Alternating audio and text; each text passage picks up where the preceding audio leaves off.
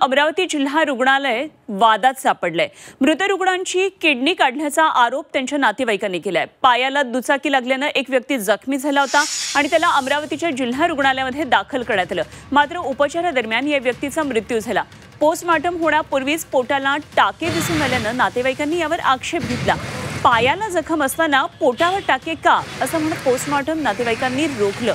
त्यामुळे आता पोलिसांच्या देखरेखीमध्ये इन कॅमेरात पोस्टमॉर्टम होणार आहे। तर तो व्यक्तीला टीचर्स दिसले की बाबा इथे पोटाला टीचर्स आहे। ते टीचर्स कसे काय, कारण की जखम तर त्याला पायाला झाली ना, तर टीचर्स असल्यामुळे मग थोडीशी आमच्या परिसरामध्ये वार्तालाप झाली। आम्ही इथे आलो तर त्याला सकाळी पोस्टमॉर्टम करण्यात आलं होतं। तर पोस्टमॉर्टम स्थगित करण्यात आलं। पोस्टमॉर्टम स्थगित झाल्याच्या नंतर आम्ही ते माहिती काढली, तर तसेच आमच्या परिसरमधल्या मुलांनी इकडे तिकडे फोन लावून त्याचा पाठपुरावा घेतला।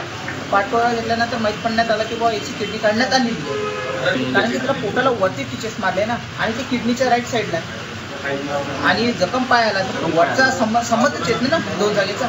आणि किडनी काढलीच बो याचा आपण 100% आमचा आता काय मागणी राहणार आपली? तर मागणी म्हणजे असं की कसं आहे, त्याला पत्नी व त्याचा लहान मुलं आहे, तर ज्या डॉक्टरनी हे केलं तर त्यांनी लापरवाही केली। मयत पुरुषोत्तम चौधरी यांच्याबद्दल त्यांच्या नातेवाईकांचे थोडेसे मृत्यू संदर्भात साशंकता असल्यामुळे आज चौकशी समिती पण नेमण्यात आलेली आहे आणि त्यांचा PM पण करण्यात येत आहे या घडीला। तर त्यानंतरच त्या प्रकरणावरती पूर्ण मला भाष्य करता येईल, सगळी चौकशी समितीचा अहवाल आणि PM रिपोर्ट समोर आल्यानंतर।